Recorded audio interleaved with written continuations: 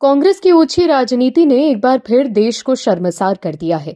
AI summit में कांग्रेस ने shirt उतारकर जो प्रोटेस्ट किया, उससे पार्टी की पोल खुल गई कि कैसे कांग्रेस विकास के खिलाफ हो गई है। कांग्रेस को मालूम है कि पीएम मोदी की सही नीतियों की वजह से अगर इसी तरह देश विकास की पटरी पर तेज गति से दौड़ता रहा तो कांग्रेस को वोट कौन देगा। इसीलिए राजनीतिक स्वार्थ के लिए कांग्रेस इस हद तक गिर चुकी है कि उन्हें देश के मान सम्मान से भी कोई लेना देना नहीं है। उसे बस इस बात से मतलब है कि राहुल गांधी कैसे भी प्रधानमंत्री बन जाएं। दर्शकों, ये बदली हुई कांग्रेस के बदले हुए कल्चर की निशानी है। इसकी एक झलक हमने थोड़े दिन पहले संसद में देखी थी, जब कांग्रेस ने प्रधानमंत्री के कुर्सी के पास महिला एमपीज को तैनात किया था और अब कांग्रेस ने एआई समिट में अपने कार्यकर्ताओं के कपड़े उतरवा दिए। लेकिन ये निचले स्तर की राजनीति है, क्योंकि एआई समिट ना मोदी का है ना बीजेपी का। प्रधानमंत्री मोदी की इमेज को डैमेज करने के चक्कर में कांग्रेस ने भारत की छवि को नुकसान पहुंचाया। इंडिया टीवी के वरिष्ठ पत्रकार रजत शर्मा कहते हैं कि ये कोशिश पूरी प्लानिंग के साथ पूरे होशो हवास में की गई थी, इसीलिए ये और भी खतरनाक है। लोकतंत्र में प्रोटेस्ट करने का हक सबको है, लेकिन प्रोटेस्ट कहाँ किया जाए, कैसे किया जाए, इसकी एक मर्यादा होती है। कांग्रेस के ये करता धरता मोदी पर हमला करते हैं और भारत का नुकसान कर जाते हैं। मोदी और भारत के बीच एक फर्क भूल चुके हैं। मोदी का विरोध करने के चक्कर में शर्टलेस और शेमलेस हो गए हैं। पुराने कांग्रेस मानती है कि यह हरकत कांग्रेस की विरासत का भी अपमान है। वहीं आप दर्शक भी मानते हैं कि कांग्रेस ने देश को शर्मसार किया है और आप दर्शक पीएम मोदी के साथ खड़े हैं, तो सपोर्ट में पीएम मोदी जरूर लिखिए, ताकि कांग्रेस को साफ संदेश जा सके कि देश के लोग पीएम मोदी के साथ खड़े हैं। इस खबर में आगे आपको बताएंगे सब कुछ डिटेल में कि कैसे कांग्रेस और राहुल गांधी की बढ़ गई है मुसीबत। तो बने रहिए हमारे साथ अंत तक और देखते रहिए हमारी ये खास रिपोर्ट। साथ ही आप दर्शकों से विनम्र निवेदन है कि अगर अब तक आपने हमारे चैनल को सब्सक्राइब नहीं किया है तो अभी कर लीजिए। दर्शकों, आरएसएस यानी राष्ट्रीय स्वयंसेवक संघ की मानहानि के मामले में पेश होने के लिए राहुल गांधी शनिवार सुबह मुंबई पहुंचे। यहां पहुंचने पर कांग्रेस के नेताओं ने उनका एयरपोर्ट पर स्वागत किया। हालांकि इसके बाद जब राहुल गांधी भिवंडी के लिए रवाना हुए तो उन्हें रास्ते में काले झंडे दिखाए गए। ये घटना मुलुंद टोल नाके के पास हुई। काले झंडे बीजेपी के कार्यकर्ताओं द्वारा भारत मंडपम में कांग्रेस के प्रदर्शन के विरोध में दिखाए गए थे। आपको बता दें कि कांग्रेस के युवा मोर्चा के कार्यकर्ताओं ने शुक्रवार को दिल्ली के भारत मंडपम में एआई समिट को लेकर शर्टलेस प्रोटेस्ट किया था। राहुल गांधी भिवंडी कोर्ट में पेश होने के लिए मुंबई पहुंचे। राहुल गांधी इन दिनों कोर्ट के चक्कर खूब लगा रहे हैं। एक दिन पहले कांग्रेस गृह मंत्री अमित शाह के खिलाफ टिप्पणी करने के मामले में राहुल गांधी यूपी के सुल्तानपुर कोर्ट में पेश हुए थे और अब शनिवार को वो आरएसएस की मानहानि के मामले में पेश किए गए मुंबई के पास भिवंडी कोर्ट पहुंचे थे। वहीं दिल्ली के भारत मंडपम में यूथ कांग्रेस के कार्यकर्ताओं ने शुक्रवार को एआई समिट 2026 में भारत अमेरिका ट्रेड डील के खिलाफ जोरदार प्रदर्शन किया। कार्यकर्ताओं ने टी शर्ट उतारकर पीएम मोदी के खिलाफ पीएम इन कॉम्प्रोमाइज्ड के नारे लगाए। इसके बाद से बवाल बढ़ता जा रहा है। बीजेपी ने शनिवार को देश भर में कांग्रेस के खिलाफ विरोध प्रदर्शन किया। एआई समिट में हंगामा करने के विरोध में बीजेपी ने दिल्ली, महाराष्ट्र, गुजरात और जम्मू कश्मीर में प्रदर्शन किया। दिल्ली में कांग्रेस कार्यालय के बाहर बीजेपी युवा मोर्चा के कार्यकर्ता देशद्रोही राहुल गांधी माफी मांगने के पोस्ट लेकर विरोध कर रहे थे। बीजेपी नेताओं के विरोध प्रदर्शन को देखते हुए अकबर रोड को दिल्ली पुलिस ने 2 लेयर्स की बैरिकेडिंग लगाकर बंद कर दिया, लेकिन गुस्साए बीजेपी के कार्यकर्ताओं ने बैरिकेड को तोड़ दिया। इस विरोध प्रदर्शन में दिल्ली बीजेपी अध्यक्ष विनोद सचदेवा के अलावा सांसद मनोज तिवारी भी शामिल हुए। वहीं एआई समिट में यूथ कांग्रेस द्वारा किए गए हंगामा को लेकर सीएम योगी ने कड़ा बयान दिया और कहा कि कांग्रेस पूरे देश को शर्मसार कर चुकी है। वहीं बीजेपी ने असम दौरे पर किए गए प्रियंका पर अपमान का आरोप लगाया है। साथ ही गांधी परिवार पर नॉर्थ ईस्ट और असम से नफरत करने का भी आरोप लगाया गया। वहीं सुप्रीम कोर्ट ने पश्चिम बंगाल सरकार और चुनाव आयोग के बीच विश्वास की कमी को देखते हुए स्पेशल इंटेंसिव रिवीजन यानी एसआईआर प्रक्रिया के लिए न्यायिक अधिकारी नियुक्त करने का निर्देश दिया है। सुप्रीम कोर्ट ने कलकत्ता हाई कोर्ट से ये कहा है कि वो एसआईआर में दावों और आपत्तियों पर निर्णय लेने के लिए न्यायिक अधिकारियों को नियुक्त करें। कोर्ट ने यह भी कहा कि ये अधिकारी बेदाग हों और डिस्ट्रिक्ट जज और एडिशनल डिस्ट्रिक्ट जज रैंक के हों। वहीं अमेरिकी राष्ट्रपति डोनाल्ड ट्रंप को बड़ा झटका लगा है, जिसके बाद तिलमिलाए डोनाल्ड ट्रंप ने एक बड़ा कदम उठाते हुए अमेरिका में आयात को लेकर 10% अतिरिक्त टैरिफ लगा दिया, जो तत्काल लागू हो गया है।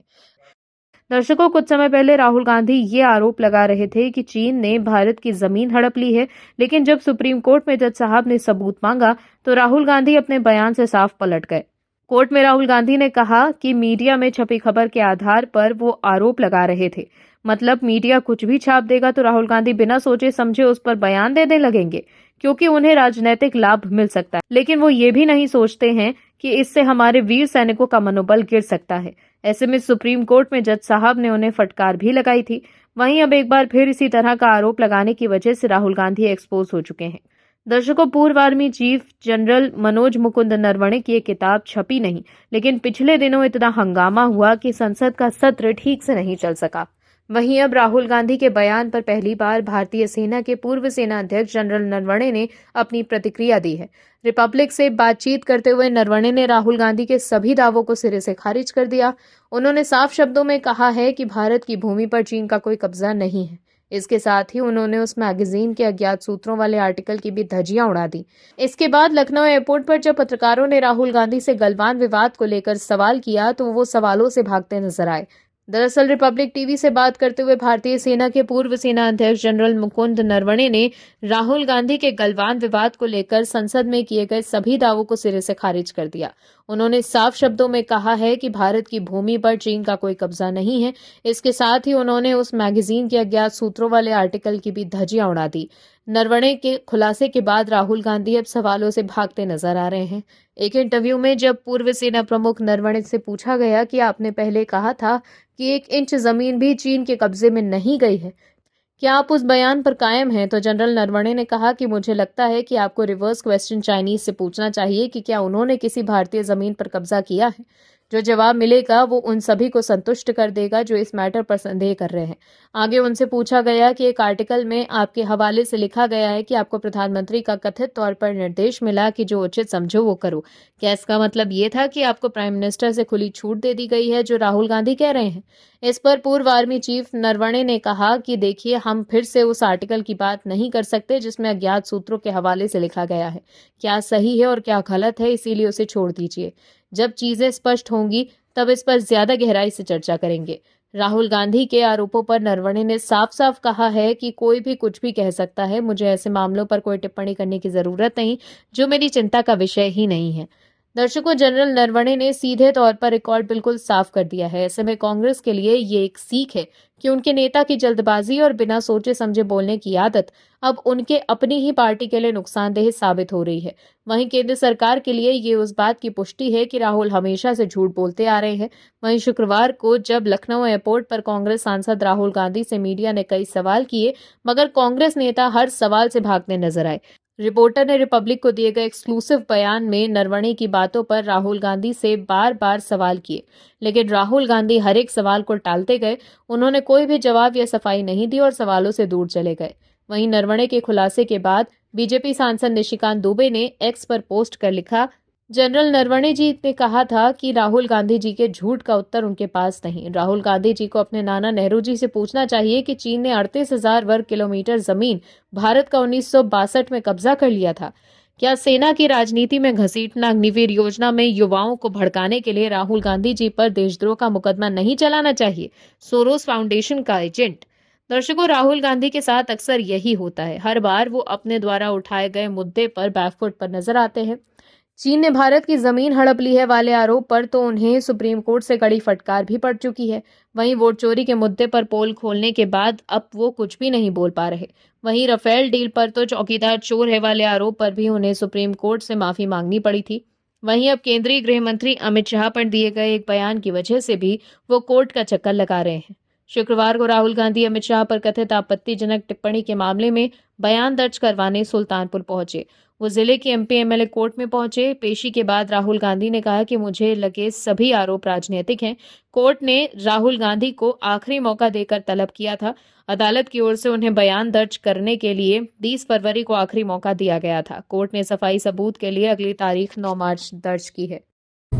एक बार फिर कांग्रेस देश के सामने एक्सपोज हो गई है। एक तरफ पीएम मोदी दिन रात देश के लिए काम कर रहे हैं, लेकिन लगातार जनता द्वारा नकार दिए जाने की वजह से कांग्रेस के लोग निचले स्तर की राजनीति पर उतर गए हैं। दर्शकों, शुक्रवार को कांग्रेस पार्टी उस समय विवादों में घिर गई जब उसके युवा विंग के सदस्यों ने कथित तौर पर चल रहे इंडिया एआई इम्पैक्ट समिट में अपनी अपनी शर्ट उतार कर विरोध प्रदर्शन किया। ये प्रदर्शन पीएम नरेंद्र मोदी और प्रस्तावित भारत अमेरिका व्यापार समझौते के खिलाफ बताया जा रहा है। वहीं कांग्रेस के लिए स्थिति और भी ज्यादा खराब तब हुई जब राहुल गांधी की भारत जोड़ो यात्रा की एक पुरानी तस्वीर सामने आई, जिसमें राहुल गांधी आज विरोध प्रदर्शन कर रहे लोगों में से एक के साथ दिख रहे हैं। अब सवाल उठ रहा है कि क्या विरोध कर रहा शख्स राहुल गांधी का करीबी है। इंडिया टुडे की रिपोर्ट के मुताबिक भाजपा सूत्रों ने आरोप लगाया है कि ये विरोध प्रदर्शन संयोगवश नहीं बल्कि सुनियोजित था और दावा किया कि दोबारा सामने आई तस्वीरें आयोजकों और कांग्रेस नेतृत्व के बीच संबंधों को उजागर करती है। वहीं इंडिया एआई समिट 2026 में हुए अर्धनग्न प्रदर्शन मामले में दिल्ली पुलिस ने यूथ कांग्रेस के 4 मुख्य साजिशकर्ताओं को गिरफ्तार कर लिया है। वहीं पुलिस ने इन पर एफआईआर में कई गंभीर धाराएं भी लगा दी है। दिल्ली पुलिस की ओर से ये भी बताया गया कि यूथ कांग्रेस के कार्यकर्ताओं की पुलिस के साथ लंबी हाथापाई भी हुई। वहीं बीजेपी भी लगातार कांग्रेस पर निशाना साध रही है। बीजेपी के कार्यकर्ताओं ने राहुल गांधी के घर के बाहर विरोध प्रदर्शन शुरू कर दिया। वहीं अब कांग्रेस के लोग मीडिया पर भड़ास निकाल रहे हैं कि मीडिया ये खबर क्यों दिखा रही है। कांग्रेस आईटी सेल की प्रमुख सुप्रिया श्रीनेत ने एक्स पर लिखा है कि आज मीडिया के चरण चुंबकों को देश की छवि वाली लाइन दी गई है। सुप्रिया श्रीनेत ने आगे कहा कि देश की असल छवि हर हाल में मोदी जी का चरण वंदन करने को मजबूर, असल मुद्दों से कोसों दूर गोदी गिंद खराब करते हैं। So please just shut up and sit down. देश की असली छवि मीडिया के चरण चुंबक खराब कर रहे हैं। वहीं भारत मंडपम में यूथ कांग्रेस के प्रदर्शन की रक्षा मंत्री राजनाथ सिंह ने निंदा की है। उन्होंने कहा कि कांग्रेस ने देश का सम्मान बढ़ाने के बजाय आयोजन में व्यवधान उत्पन्न करने का रास्ता चुना। वहीं यूथ कांग्रेस के इस प्रदर्शन को लेकर जाने माने कवि और आम आदमी पार्टी के पूर्व नेता कुमार विश्वास ने भी अपनी प्रतिक्रियाएं दी हैं। उन्होंने कांग्रेस को घेरते हुए कहा कि ये विपक्ष के मुद्दाहीन नग्नपन का प्रदर्शन है। कुमार विश्वास ने सोशल मीडिया प्लेटफॉर्म एक्स पर लिखा कि एक अंतर्राष्ट्रीय मंच पर जहां विश्व भर के मेहमानों के सामने देश अपनी तकनीकी शक्ति को सिद्ध करने पर जुटा है, वहां देश के प्रधानमंत्री के खिलाफ ये नंगा प्रदर्शन वस्तुत विपक्ष के मुद्दाहीन नग्नपन का प्रदर्शन है। दुखद है कि कांग्रेस जैसी पुरानी और वैचारिक रूप से पक्की हुई पार्टी में मुद्दों का इतना भीषण अकाल आ पड़ा है। आपसे ना हो पाएगा भाई। दर्शकों, हिमाचल प्रदेश की कांग्रेस सरकार ने अपने खजाने को भरने और आर्थिक संकट से उभरने के लिए एक ऐसा कदम उठाया है जिसका बीजेपी विरोध कर रही है।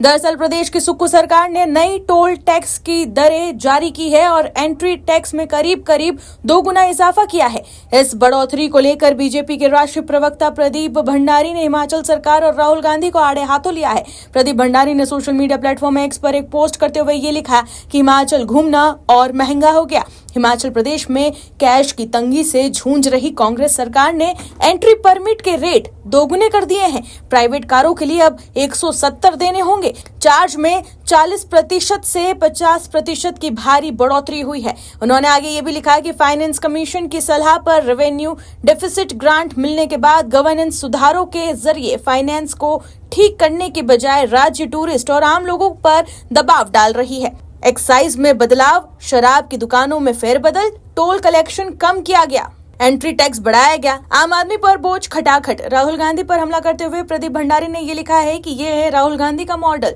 मुफ्त का वादा, फाइनेंस को मिसमैनेज करना, घाटे में जाना, जनता से पैसे वसूलना, डेवलपमेंट जीरो, फाइनेंशियल डिसिप्लिन गायब, सिर्फ टैक्स और भी टैक्स। कांग्रेस शासित राज्य फाइनेंशियल फेलियर की लैब बन रहे हैं। राहुल गांधी मॉडल का मतलब है फेलियर। बीजेपी प्रवक्ता शहजाद पूनावाला ने एक्स पर लिखा है कि खाता मॉडल, मुफ्त चीजों का वादा करो, दुनिया का वादा करो, फिर टैक्स और चार्ज बढ़ाओ। हर कांग्रेसी राज्य में मोदी की सरकार। कर्नाटक, हिमाचल प्रदेश, तेलंगाना। पूनावाला ने आगे ये लिखा कि अब बिजली, डीजल, हेल्थ, पानी वगैरह पर टैक्स और चार्ज बढ़ाने के बाद हिमाचल प्रदेश सरकार ने एंट्री टैक्स बढ़ा दिए हैं, जिससे बॉर्डर वाले इलाकों में गुस्सा है। 1 अप्रैल 2026 से लागू होने वाले नए रेट्स के मुताबिक लोकल लोगों के लिए टैक्स 70 रुपए से बढ़कर 100 रुपए और दूसरे राज्यों की 5 सीटर गाड़ियों के लिए 70 रुपए से 170 रुपए हो जाएगा। कमर्शियल गाड़ियों पर 800 रुपए तक की बढ़ोतरी हो सकती है। ये बहुत बड़ी बढ़ोतरी है, बता दें। वहीं हिमाचल में टैक्स बढ़ाने बढ़ाने का मकसद रेवेन्यू डेफिसिट ग्रांट फंड के नुकसान की भरपाई करना है, लेकिन इसे लेकर लोकल बिजनेस और जीएसटी कलेक्शन को नुकसान हो सकता है। जहां भी कांग्रेस आई, महंगाई और बर्बादी लाई। वहीं शहजाद पूनावाला के पोस्ट पर लोगों ने भी अपनी राय दी है। निखिल नाम के एक वेरीफाइड यूजर ने लिखा है कि क्योंकि इस कदम से लोकल टूरिज्म पर असर पड़ेगा, इसलिए लोगों में बहुत गुस्सा है। अगला चुनाव वो पक्का हारेंगे, लेकिन उससे पहले राज्य का कर्ज बहुत ज्यादा बढ़ जाएगा। वहीं दूसरे यूजर ने ये लिखा है कि राहुल गांधी ने हिमाचल प्रदेश और कर्नाटक दोनों के टैक्स रेवेन्यू में बहुत उछाल लाया है। सिद्धारमैया, डी.के. शिव कुमार और सुखविंदर सीएमओ हिमाचल को गर्व होना चाहिए कि वो अपने हाई कमांड को खुश रखने के लिए अपने अपने राज्यों को कैसे दिवालिया बना रहे हैं। क्या एटीएम है? दर्शकों, कर्नाटक में एक तरफ कांग्रेस नेतृत्व वोटिंग सिस्टम की विश्वसनीयता बढ़ाने का दावा कर रहा है, तो दूसरी ओर पार्टी के ही नेता इसे पीछे की ओर बढ़ाने वाला काम बता रहे हैं। टाइम्स ऑफ इंडिया की रिपोर्ट के अनुसार सिद्धारमैया सरकार के फैसले से कांग्रेस दो खेमों में बढ़ती जा रही है।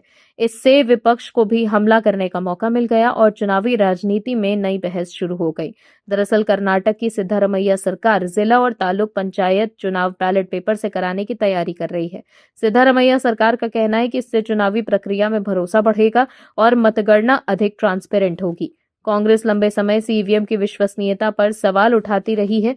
राज्य सरकार का दावा है कि जनता के बीच भरोसा मजबूत करने के लिए ये कदम जरूरी है। साथ ही राज्य चुनाव आयोग को विकल्प देने की नीति अपनाई जा रही है। हालांकि कांग्रेस के भीतर ही इस फैसले को लेकर असहजता है। Deputy CM DK. शिव कुमार के भाई और पूर्व सांसद डी.के. सुरेश ने खुलकर कहा कि बैलेट पेपर सिस्टम अपनाना चुनावी प्रक्रिया को पीछे ले जाने जैसा होगा। कुछ विधायकों का मानना है कि इससे चुनावी हेरफेर की पुरानी बहस फिर से शुरू हो सकती है। मीडिया रिपोर्ट्स के मुताबिक कांग्रेस पार्टी के कुछ नेता मानते हैं कि तकनीकी तौर पर बैलेट पेपर पर लौटना गलत संदेश देगा। उनका तर्क है कि ईवीएम ने तेज और सटीक चुनावी प्रक्रिया सुनिश्चित की है। वो ये भी कह रहे हैं कि इससे चुनावी धांधली के पुराने आरोप फिर से चर्चा में आ सकते हैं। ये विवाद कांग्रेस की राष्ट्रीय राजनीति को प्रभावित कर सकता है। अगर पार्टी के भीतर ही मतभेद बढ़ते हैं तो विपक्षी दल इसे राजनीतिक मुद्दा बना सकता है। आने वाले लोकसभा और विधानसभा चुनावों में ये बहस बड़ा चुनावी नैरेटिव बन सकती है। कांग्रेस के कुछ नेता मालूर विधानसभा सीट के मामले का उदाहरण देते हुए कहते हैं कि सुप्रीम कोर्ट द्वारा मतगणना प्रक्रिया को सही ठहराया जाना ईवीएम की विश्वसनीयता साबित करता है। वहीं दिल्ली में इंडिया एआई इम्पैक्ट समिट चल रहा है। इस आयोजन में दुनिया भर के टेक दिग्गजों के साथ ही फ्रांस के राष्ट्रपति इमैनुअल मैक्रोन और कई देशों के राष्ट्रीय अध्यक्ष भी शामिल होते भारत आए। लेकिन राहुल गांधी ने इस आयोजन को अव्यवस्थित पीआर कहते हुए सरकार को घेर लिया। राहुल गांधी ने एक्स पर पोस्ट कर लिखा कि भारत की प्रतिभा और डेटा का लाभ उठाने के बजाय एआई शिखर सम्मेलन एक अव्यवस्थित पीआर तमाशा है। भारतीय डेटा बिक्री के लिए है, चीनी उत्पाद प्रदर्शित किए जा रहे हैं। वहीं उन्हीं की पार्टी के सांसद शशि थरूर ने इस समिट की खुलकर तारीफ की। कांग्रेस के सांसद थरूर ने ये कहा कि शुरुआती 2 दिन बेहद अच्छे रहे, कुछ गड़बड़ियां हुई, लेकिन इतने बड़े कार्यक्रम में ऐसा हो जाता है। उन्होंने कहा कि कई राष्ट्रपति, प्रधानमंत्री और नेता इसमें शामिल हुए हैं। शशि थरूर ने कहा कि सभी ने एआई के विकास में एक नई एकीकृत विश्व की जरूरत पर जोर दिया, जहां समाज पर प्रभाव मुख्य सिद्धांत हो। उन्होंने कहा कि अभी समिट में नहीं गया हूं, लेकिन मेरी जानकारी के अनुसार कार्यक्रम अच्छा रहा। वहीं शशि थरूर ने फ्रांस के राष्ट्रपति इमैनुअल मैक्रोन की राफेल खरीद पर टिप्पणी को लेकर सवाल पर यह कहा कि राफेल के कुछ हिस्से भारत में बन रहे हैं, इससे रक्षा मजबूत होगी और आत्मनिर्भरता बढ़ेगी। दर्शकों, थरूर की ये टिप्पणी राहुल गांधी के बयान पर एक दिन बाद आई है, जिसमें उन्होंने दिल्ली में चल रही एआई समिट को अव्यवस्थित पीआर शो करार दिया था। तो देखा आपने कैसे एआई इम्पैक्ट समिट से लेकर ईवीएम पर कांग्रेस दो खेमों में बटी है। वहीं कांग्रेस सांसद शशि थरूर के नई दिल्ली में एआई इम्पैक्ट समिट के ऑर्गेनाइजेशन और ग्लोबल लेवल की तारीफ करने के कुछ ही घंटों बाद यूथ कांग्रेस के वर्कर्स ने शुक्रवार को इंडिया यूएस ट्रेड डील के खिलाफ वेन्यू पर शर्टलेस प्रोटेस्ट किया। कई यूथ कांग्रेस मेंबर्स ने अपनी शर्ट उतार दी और भारत मंडपम में पीएम मोदी के खिलाफ नारे लगाए। इसके बाद उन्हें तुरंत हिरासत में ले लिया गया। आप दर्शकों से विनम्र निवेदन है कि चैनल को सब्सक्राइब जरूर करें